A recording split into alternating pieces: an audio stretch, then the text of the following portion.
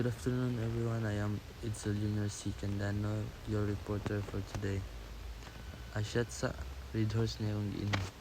Republic Act Number 8353, an act expanding the definition of the crime of rape, reclassifying the same as a crime against persons, amending for the purpose Act Number 3815 as amended, otherwise known as the Revised Penal Code, and for other purposes. The Anti-Rape Law of 1997, be it enacted by the Senate and House of Representatives of the Philippines in Congress assembled September 30, 1997. Kani nga act is usa ka akto nga nagpapalaw sa kahulugan sa krimen sa paglugos nga nag-reclassify siya sa samang krimen batok sa mga tawo. Nag-amendad daw ang katuyuan nga Act Number 3815 sama sa pag-amendyan sa ubang nilala bilang ang Revised Penal Code ug alang sa uban nga katuyuan. Chapter 3, Rape. Article 266A, Rape. When and how committed. Rape is committed 1. By a man who shall have carnal knowledge of a woman under any of the following circumstances. A. Through force, threat, or intimidation. Pinaagi sa kusog, hulga o pagpanghulga. B. When the offended party is deprived of reason or otherwise unconscious. Kini is kung ang nasakitan nga partido o ikawan sa rason o sa laing paagi nga walay panimuot. C. By means of fraudulent machination or grave abuse of authority. Pinaagi sa malimbungon nga machination o grabe nga pag-abuso sa otoridad. D. When the offended party is under 12 years old of age or is demented, even though none of the circumstances mentioned above be present. Kung ang nakasala nga partido ubos sa 12 ka tuig o edad o dementado bisan kung wala ang mga kahimtang nga gisgutan sa ibabaw. By any person who under any of the circumstances mentioned in paragraph 1 hereof shall commit an act of sexual assault by inserting his penis into another person's mouth or anal orifice, or any instrument or object into the genital or anal orifice of another person. Kini nga law is ma-apply sad siya sa mga bisan kinsa nga tawo nga nasilalom sa bisan unsang mga kahimtang nga gisutan atong first paragraph nga maghimo sa usa ka buhat nga sexual nga pag-atake pinaagi sa pagpasok sa iyang kinatawo sa baba o sa anal orifice sa laing tawo o bisan unsang mga butang nga isulod niini. Article 266B, Penalty.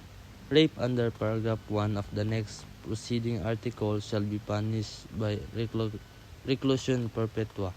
If 2 or more people perpetrate the rape alongside the use of a dangerous weapon, the penalty shall be reclusion perpetua to death. If the victim of the rape has gone insane due to any reason or incident, the penalty will be reclusion perpetua to death. If the rape is attempted and a homicide is committed as a result of any reason or incident, the penalty will be reclusion perpetua to death. The penalty is death if a homicide is committed as a result of or in response to rape. If a rape crime is committed with any of the following aggravating or qualifying circumstances, the death penalty will also be applied. Ang Artikulo 266B, ang penalty niini is ang pagpanglugos daw ubos sa paragraph nga 1 sa sunod nga nagunang artikulo.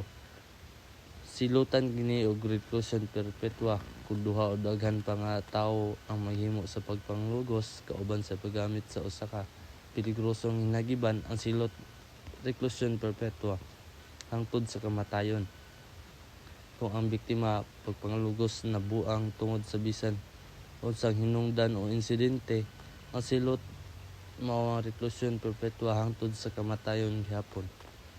1. If the victim is younger than 18 years old and the perpetrator is either the victim's parent, ascendant, step-parent, guardian, third-degree relative via consanguinity or affinity, or the victim's parents, common law spouse. Kini is kung ang biktima mas bata pa sa napulog 8 or 18 ka tuig ang edad ug ang naghimo nini mao ang ginikanan man sa biktima, ascendant, step-parent, guardian, third-degree relative, pinaagi sa consanguinity o affinity o common law nga kapikas sa ginikanan sa biktima. 2. When the victim is in the custody of any law enforcement agency, military forces, or correctional facility. So, ang biktima is nasa kustodiya sa bisan unsang ehensya nga nagpatuman sa balaod, pero sa militar man o pasilidad sa koreksyon. 3. When the victim of the rape is a spouse, parent, child, or other relative within the third civil degree of consanguinity and the crime is perpetrated in full view of these people. Kung ang biktima sa pagpanglugos usa ka kapikas man, ginikanan, anak o uban pang paryente sulod sa ikatulong nga sibil nga ang sa consanguinity ug ang krimen gihimo sa hingpit nga pagtan-aw niini nga mga tawo. 4. When the victim is a religious engaged in legitimate religious vocation or calling and is personally known to be such by the offender before or at the time of the commission of the crime. Kung ang biktima man usa ka relihiyoso nga naglambigit sa lehitimong relihiyoso nga bukasyon o pagtawag og personal nga nailhan nga ingon ni ana sa nakasala sa wala pa o sa panahon sa paghimo sa krimen. 5. When the victim is a child below 7 years old. Kung ang biktima usa ka bata ubos sa 7 ka tuig ang panuigon. 6. When the offender knows that he is afflicted with the human immunodeficiency virus or HIV, acquired immune deficiency syndrome or AIDS, or any other sexually transmissible disease and the virus disease is transmitted to victim. Kung hibalan sa nakasala nga siya sakit sa human immunodeficiency virus or HIV, or acquired immune deficiency syndrome or AIDS, o bisan unsa nga sakit nga mapasa sa paghihilawas ug ang virus o sakit mga mapasa sa biktima. 7. When the crime is committed by a member of the Philippine Armed Forces, its paramilitary units, the Philippine National Police, any law enforcement agency, or a correctional facility, and the offender used his position to assist in the commission of the crime. Kung ang krimen nahimo sa usa ka membro daw sa Armed Forces sa Pilipinas nga paramilitar nga unit niini, ang Philippine National Police bisan unsang ahensya nga nagpatuman sa balaod sa usa ka pasilidad sa koreksyon o gigamit sa nakasala ang iyang posisyon aron matabangan sa paghimo sa krimen. Kini siya kuan gyapon ni siya sa katong silot nga reclusion perpetua. 8. When the victim has suffered physical harm or disability as a result of the rape.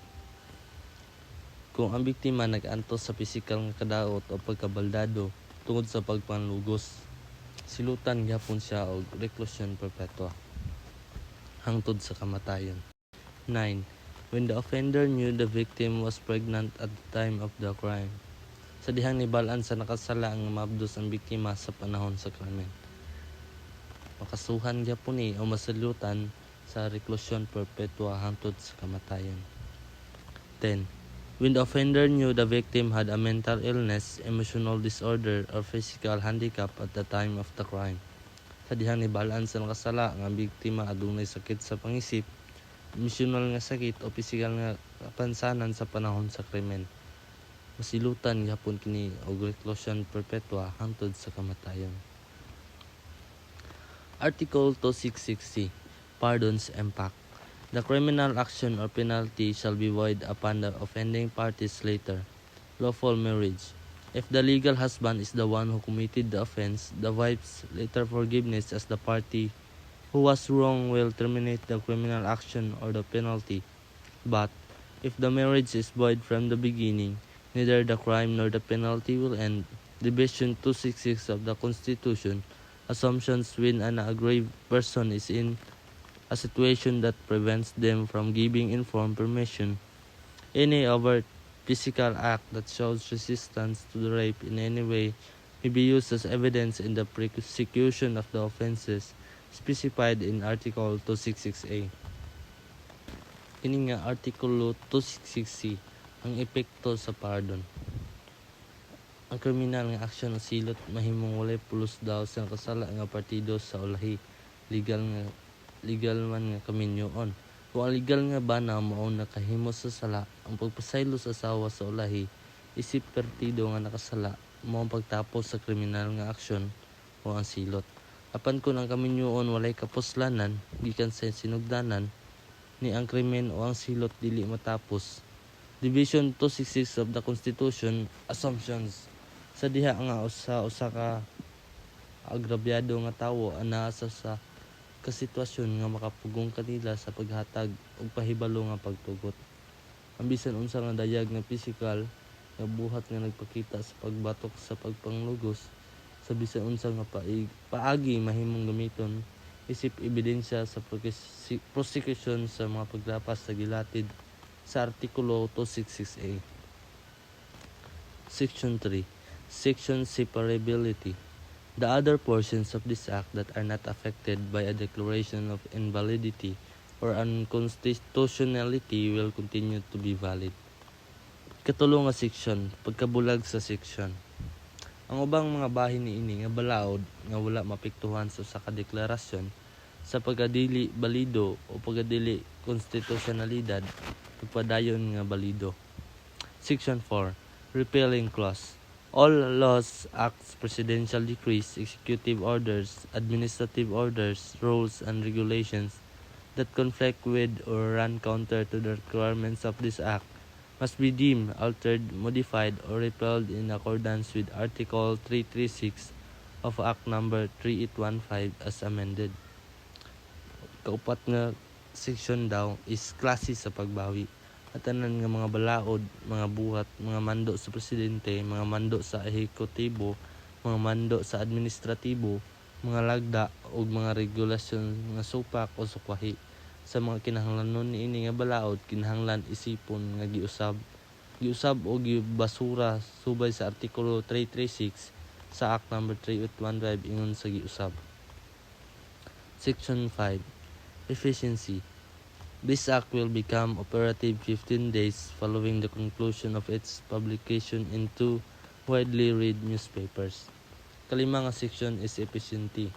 Kini nga balaod mahimong mulihok 15 ka adlaw pagkahuman sa pagtapos sa pagmantala niini sa duhang nga kaylap nga gibasa ng mga mantalaan. This is my quote for my report, the anti-rape law. An anti-rape law is not just a legal statute, but a declaration that society will not tolerate the violation of one's body dignity or humanity. It stands as a shield for justice and a testament to the inherent right to safety and respect for all. Kini is ang balaod batok sa pagpanlugos di lamang sa kalegal nga balaod. Ang dili usa ka deklarasyon nga ang katilingman dili motugot sa paglapas sa usa ka lawas, dignidad o katawhan. Nagbarog kini isip taming alang sa hustisya o usa ka testamento nga kinaiyanhon nga katungod sa kaluwasan o pagtahod sa tanan. That's all for my report, everyone. Thank you for listening. For Torot, nandiyan akong Red Horse. Thank you.